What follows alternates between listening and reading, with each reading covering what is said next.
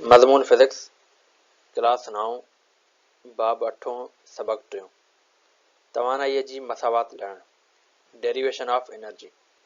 अस्सलाम वालेकुम प्यारा बारो सिंध ऑनलाइन स्कूल में भलीकार मां आहियां सनाउल महर।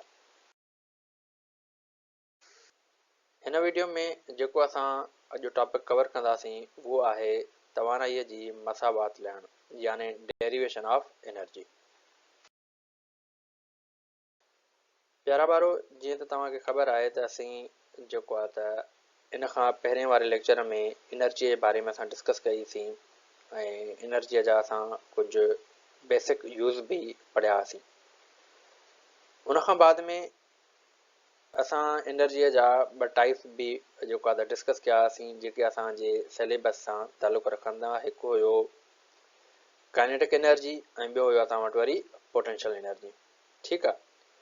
अगर जेकॾहिं असां काइनेटिक एनर्जी जी ॻाल्हि कंदासीं त काइनेटिक एनर्जी असां पढ़ियोसीं त उहा एनर्जी हूंदी आहे, उहा तवानाई हूंदी आहे जॾहिं कोई बि जिस्म जॾहिं कंहिं हरकत में हुजे उन हरकत जे दौरान जॾहिं उन में का एनर्जी हूंदी आहे उनखे असां चवंदा आहियूं काइनेटिक एनर्जी, जंहिंखे असां सिंधी में चऊं पिया हरकी तवानाई।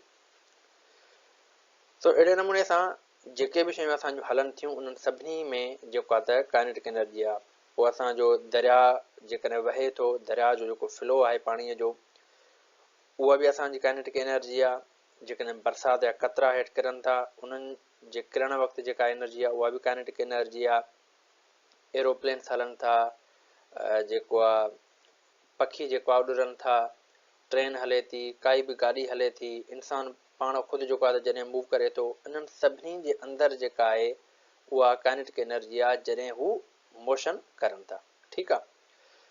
उन खां बाद में असां जेको आहे त काइनेटिक एनर्जीअ जो हिकिड़ो फार्मूलो पढ़ियोसीं त मां तव्हांखे चयुमि त इहो इन फार्मूले जे तहत असीं काइनेटिक एनर्जी कंहिं बि जिस्म जी मालूम कंदा आहियूं, जेको हुयो kinetic energy is equal to 1/2 mv²। ठीकु आहे। सो असां हिन लेक्चर में असां उन फार्मूले खे जेको आहे त ड्राइव कंदासीं त उहो फार्मूलो बेसिकली आयो किथां। अगरि जेकॾहिं इन फार्मूले जी असां ॻाल्हि कयूं त इन जे लाइ असां हिकिड़ो एग्ज़ाम्पल खणूं था। मिसाल जे तौर ते ही असां वटि हिकु ऑब्जेक्ट आहे यानी हिकिड़ी कार आहे। ठीकु आहे।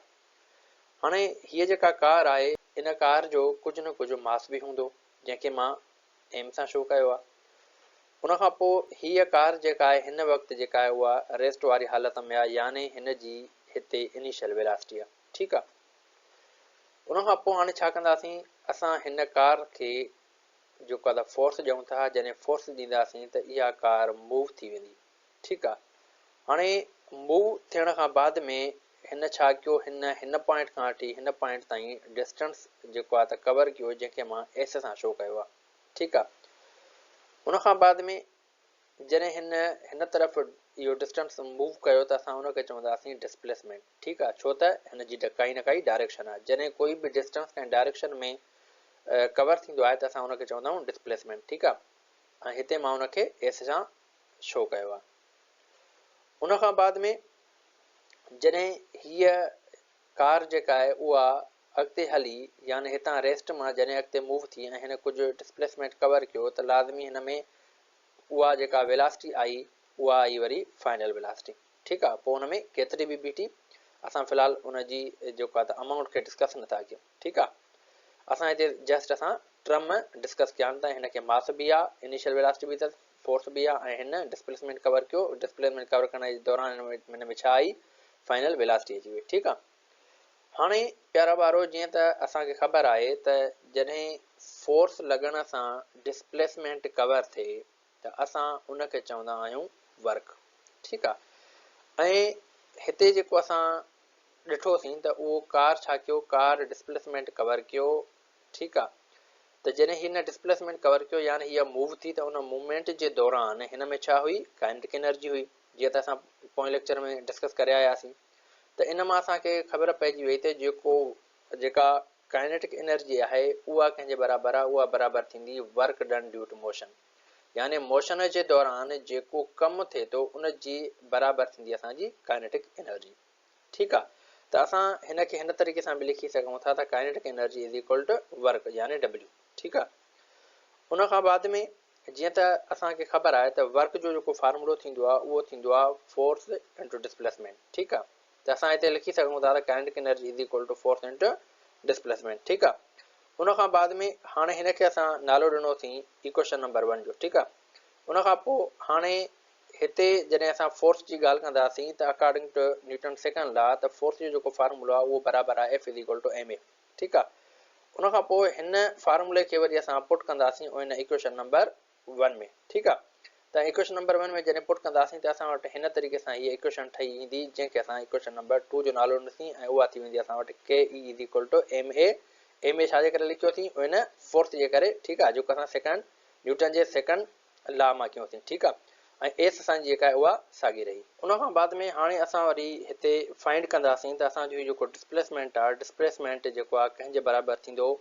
ठीकु आहे, हाणे उनजे लाइ असां छा कंदासीं, असां चऊं था असां using equation of motion to find the value of displacement. ठीकु आहे, उन खां पोइ असां हिते जेका इक्वेशन यूज़ था कयूं उहा कयूं था थर्ड इक्वेशन ऑफ मोशन, जेके असां 3 चैप्टर में डिस्कस करे आया आहियूं। ठीकु आहे, त उहा इक्वेशन आहे असां वटि 2as is equal to vf square minus vi square. ठीकु आहे, उन खां बाद में हाणे जेकॾहिं असां साॻे हिन मिसाल ते गौर कयूं त इन में जीअं त असां ॾिठोसीं त असां वटि हीअ इनिशियल वेलासिटी आहे, जॾहिं इनिशियल वेलासिटी आहे यानी हीअ कार इन टाइम छा हुई, रेस्टिंग में हुई, त असां चई सघूं था त इनिशियल वेलासिटी छा हुई, 0 हुई।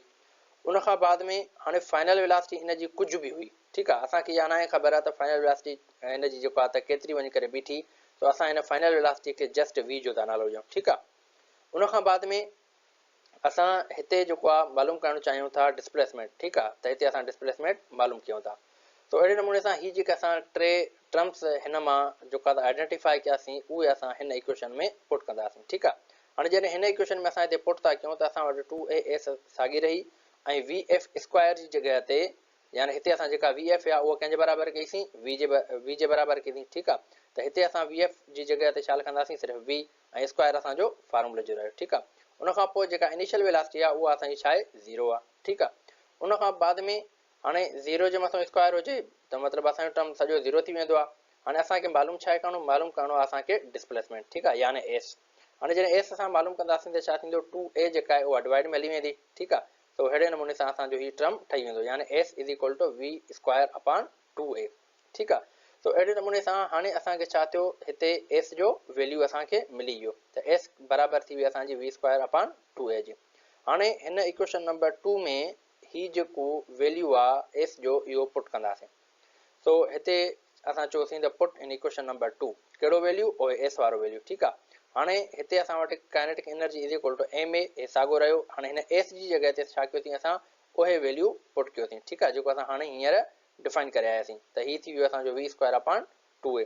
उन खां बाद में प्यारा ॿारो तव्हां ॾिसंदव त हिते जेको आहे त हिकु हीअ ए ऐं उन खां पोइ हिकु हीअ आहे। ठीकु आहे, इहे 2 ए पाण में छा थी वेंदियूं, कैंसिल आउट थी वेंदियूं। ठीकु आहे, तो हाणे असां वटि जेको टर्म बचो उहो कहिड़ो बचो, उहो बचो असां वटि एम वी स्क्वायर अपॉन 2। ठीकु आहे, सो हीअ असांजो थी वियो काइनेटिक एनर्जीअ जो फार्मूलो, या असां हिनखे हिन तरीक़े सां बि लिखंदासीं त हिनखे 1/2 खे ॿाहिरि कढंदासीं त हीअ थी वेंदो असां वटि kinetic energy is equal to 1/2 M V square. ठीकु आहे, सो प्यारा ॿारो पोएं लेक्चर में मां तव्हांखे ही फार्मूलो सिर्फ़ु ॿुधायो हुयुमि त ही फार्मूलो असांजो काइनेटिक एनर्जीअ जो आहे। सो हिन लेक्चर में वरी असां हिते इनखे प्रूफ कयोसीं त बेसिकली ही जेको फार्मूलो आहे उहो कहिड़े तरीक़े सां ठहियो। ठीकु आहे, सो प्यारा ॿारो हींअर असीं हलूं था वरी पोटेंशियल एनर्जीअ जी जेको आहे त इक्वेशन खे ड्राइव करणु, यानी उनजो फार्मूलो ड्राइव करणु। ठीकु आहे, जंहिंखे असां हिते मख्फी तवानाई बि चऊं पिया। तो इन जी जेका डेफिनेशन हुई उनखे असां हिन तरीक़े सां लिखियोसीं, the stored energy that has not been released yet is called potential energy. ठीकु आहे, हाणे असां चयोसीं स्टोरेज एनर्जी हुजे कंहिं बि जिस्म में, पर उनखे उन जिस्म खे जॾहिं असां रिलीज़ अञा न कयो आहे, उन रिलीज़ करण खां पहिरीं जॾहिं जेका उन ऑब्जेक्ट में एनर्जी मौजूदु आहे उनखे असां चऊं पिया पोटेंशियल एनर्जी। ठीकु आहे, सो सभ खां पहिरीं असां हिते हिन एग्ज़ाम्पल जे तरफ़ हलूं था। मिसाल जे तौर ते ही जेको आहे असां वटि ही हिकिड़ो बाल आहे। हाणे छा कयो आहे, असां हिन बाल खे जेको आहे हिन हाइट तां हेठि किरायूं था। तो पहिरीं इहा ॻाल्हि त पहिरियों असां छा कयो आहे, इन बाल खे मथे खणी वियाऊं। ठीकु आहे, हाणे हिन बाल खे जॾहिं असां मथे खणी वियाऊं त इन में छा थी, इन में उहा एनर्जी स्टोर थी। सही आहे, जॾहिं हिनखे हिते असां हितां हेठि ड्रॉप था कयूं त ही छा कंदो, ही हेठि हेठि जेको आहे त ईंदो, हेठि ईंदो त छा कंदो, इहो डिस्प्लेसमेंट कवर कंदो। ठीकु आहे, कहिड़े टर्म में, हाइट वारे टर्म में। ठीकु आहे, उन खां पोइ हेठि जॾहिं ईंदो त इन ते छा लॻंदो, फोर्स लॻंदो। हाणे जॾहिं फोर्स कहिड़ो लॻंदो, ग्रेविटी वारो। जॾहिं कंहिं बि जिस्म ते फोर्स लॻे ऐं हू डिस्प्लेसमेंट कवर करे त असां छा चवंदा आहियूं, उनखे वर्क डन चवंदा आहियूं। ठीकु आहे, त हिते बि असांजो जेको हिते बि जेका असांजी पोटेंशियल एनर्जी आहे उहा कंहिंजे बराबरि थींदी, उहा थींदी वर्क डन जे। ठीकु आहे, हाणे उन खां पोइ असां हिन तरीक़े सां लिखंदासीं त P is equal to W। सही आहे, सो जेको वर्क जो फार्मूलो आहे उहो बराबरि आहे असां वटि फोर्स इंटू डिस्प्लेसमेंट। ठीकु आहे, त असां हिनखे हिन तरीक़े सां लिखी सघूं था त potential energy is equal to force into displacement. उन खां बाद में जीअं त असांखे ख़बर आहे त जेको फोर्स आहे हिन यानी हिन ऑब्जेक्ट ते जेको फोर्स लॻे थो उहो कहिड़ो थो लॻे, उहो लॻे थो वेट वारो फोर्स। ठीकु आहे, त यानी फोर्स जेको आहे उहो कंहिंजे बराबरि थींदो, वेट जे, ऐं वेट जो जेको फार्मूला उहो आहे mg। सही आहे, सो हाणे हिते असां हिन फोर्स जी जॻह ते उही हे टर्म रखंदासीं mg। ठीकु आहे, उन खां बाद में ॾिसो त ही जेको डिस्प्लेसमेंट कवर थो करे उहो कहिड़ो थो करे, उहो हाइट वारो थो करे। ठीकु आहे, पोइ असां छा कंदासीं, हाणे हिते फोर्स जी जॻह ते ही टर्म रखंदासीं ऐं हिन डिस्प्लेसमेंट जी जॻह ते एच रखंदासीं। ठीकु आहे, सो हिन टर्म खे असां थोरो चेंज कयूं। ठीकु आहे, पोइ असां वटि जेको टर्म ठही ईंदो उहो ठही ईंदो PE यानी potential energy is equal to mg multiply height. ठीकु आहे, उन खां पोइ असां हिनखे जेको आहे त हिन तरीक़े सां बि लिखी सघूं था त PE इज इक्वल टू यानी potential energy is equal to mgh, ये मास। ठीकु आहे, उहो ऑब्जेक्ट जो ग्रेविटी जेको एक्सेलरेशन ड्यू टू ग्रेविटी आहे जंहिंजे करे हेठि करे थो, ऐं उन खां पोइ हाइट आहे यानी जॾहिं ही डिस्प्ले हेठि करंदो त छा थींदो, ही हाइट वारो डिस्प्लेसमेंट कवर कंदो। ठीकु आहे प्यारा ॿारो, सो ही हुयो वरी असांजो पोटेंशियल एनर्जीअ जो फार्मूलो जेको असां ड्राइव कयोसीं। ठीकु आहे, सो इनशाला नेक्स्ट लेक्चर में वरी असां कंहिं नए टॉपिक सां गॾु मिलंदासीं। तेसिताईं अल्लाह हाफ़िज़।